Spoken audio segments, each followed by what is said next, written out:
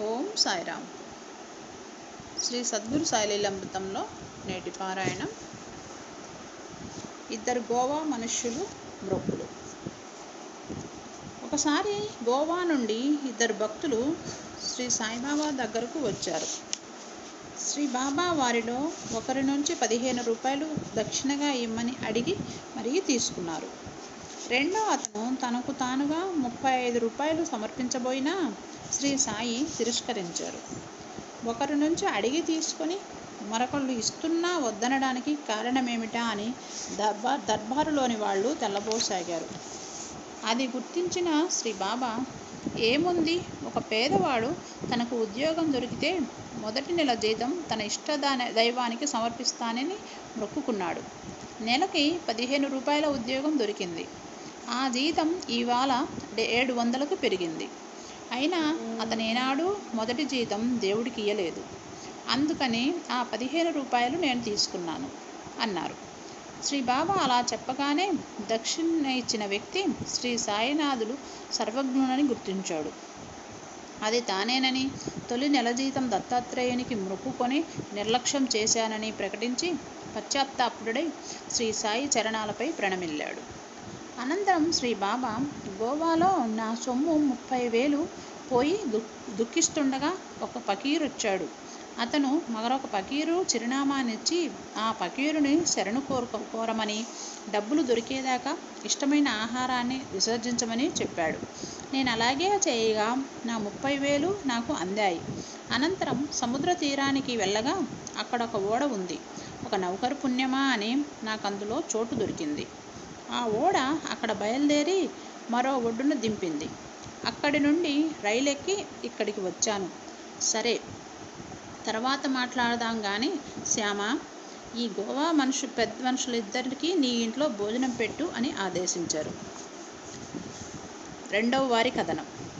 బాబా ఆజ్ఞాబద్ధుడైన శ్యామ వారికి తన ఇంట భోజనం ఏర్పాటు చేశాడు.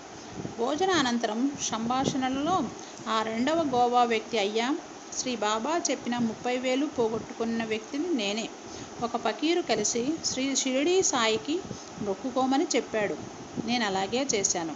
నా డబ్బు దొరికితే షిరిడీ వెళ్ళి బాబా దర్శనం చేసుకునేదానిక అన్నం తిననని మొక్కుకున్నాను. బాబా కరుణ వల్ల దొంగతనం చేసిన వాడే పశ్చాత్తాపంతో వచ్చి నా డబ్బు నాకు అప్పగిచ్చాడు. నేను మొక్కు సంగతి మర్చిపోయాను. ఒకనాడు ఒక ఫకీరు కలలో కనపడి మొక్కును జ్ఞాపకం చేయడంతో తప్పు తెలుసుకొని షిరిడీ బయలుదేరాను. కానీ స్టీమర్లో చోటు లేదు. ఎవరో ఒక నౌకరు మంచి మనసుతో నాకు స్థలం ఇప్పించాడు. బొంబాయిలో స్టీమర్ దిగి రైలులో ఇక్కడికి చేరాను. ఇవన్నీ ఈ మారుమూలనున్న శ్రీ బాబాకి ఎలా తెలిసాయో, అయినా నేను అన్నం తిననని దండం పెట్టుకున్నానే గాని డబ్బులు ఇస్తానని మొక్కుకోలేదు కదా. అందువల్లనే కాబోలు శ్రీ సాయి అతని వద్ద సొమ్ము తీసుకుని నా ధనాన్ని తిరస్కరించారు. శరణన్నంత మాత్రం చేతనే 30,000 అనుగ్రహించిన తండ్రికి నా ముష్టి 35 రూపాయలతో పనేముంటుంది కనుక అంటూ తన్మయంగా చెప్పడంతో శ్రోతలైన శ్యామ ప్రభృతులందరూ పదే పదే శ్రీ సాయి మహిమలను స్మరించుకుంటూ పులకాంగులైపోయారు. టెంబెస్వామి టెంకాయ ఘటన.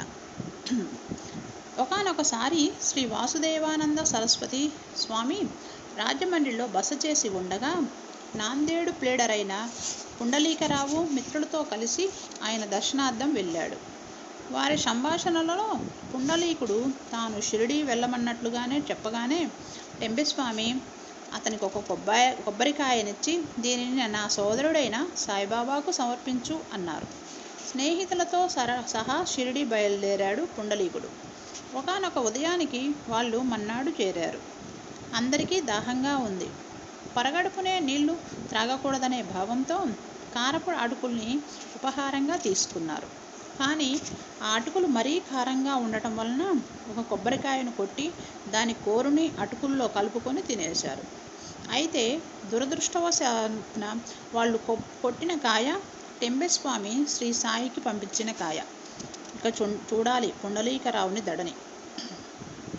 ఏ అయ్యప్ప కొండకో వెడుతూ వెడుతూ ఏ గ్రహపాటు వల్లనో నేతిలో నింపిన ఇరుముడికాయను దారిలోనే కొట్టేసిన కన్యస్వామిలాగా గడగడలాగిపోయాడు. ఇప్పుడేం దారిరా దేవుడా అనుకుంటూనే శ్రీ సాయిబాబా దర్శనం చేసుకున్నాడు. శ్రీ బాబా అతనిని శుభమస్తు అని దీవించి, నా తమ్ముడు పంపిన కొబ్బరికాయను ఇలా ఇయ్యి అన్నాడు. పుండలీకరావు నీళ్లు నములుతూ, ఒకటేమిటి 100 ఇస్తాను అన్నాడు. 100 టెంకాయలు నాకెందుకోయ్ వకీలు, నా తమ్ముడు పంపిన కొబ్బరికాయే నాకు కావాలి, తే తే అని రెట్టించారు. పుండలీకరావు మరేమి మాట్లాడకుండానే కళ్ళెమ్మట నీళ్లు పెట్టుకున్నాడు. భక్తుల కన్నీటిని భగవంతుడు చూడలేడు కదా. అందుకే శ్రీ సాయిబాబా అతని ఓదారుస్తున్నట్లుగా, నువ్వు ఏడిస్తే నా కొబ్బరికాయ నాకు రాదు కదా, దైవ సంకల్పం వలనే అది నీకు ఇయ్యబడింది, మళ్ళా దైవ సంకల్పం వల్లనే అది మీ చేత ఆరగించబడింది. పిచ్చివాడా, మీరు మాత్రం నేనుగానా, కోర్టు పక్షివి కదా, ఏమైనా కొత్త నాటకాలు ఆడతావేమోనని పరీక్షించాను. నిజం చెప్పలేవని తెలుసు, అబద్ధం ఆడనందుకు సంతోషం. ఇంతకీ కొబ్బరి అటుకులు బాగున్నాయా అన్నారు. భక్తుల దగ్గర పసిపిల్లల వలె మారాము చేయడానికి, ఆ భక్తులనే తల్లి వలె గారాము చేయడానికి కూడా తనకు తానే సాటి అయిన షిరిడీ సాయిబాబా సదా నిన్ను రక్షించుగాక. సద్గురు సాయినాథార్పణమస్తు. శుభం భవతు. ఓం సాయిరామ్.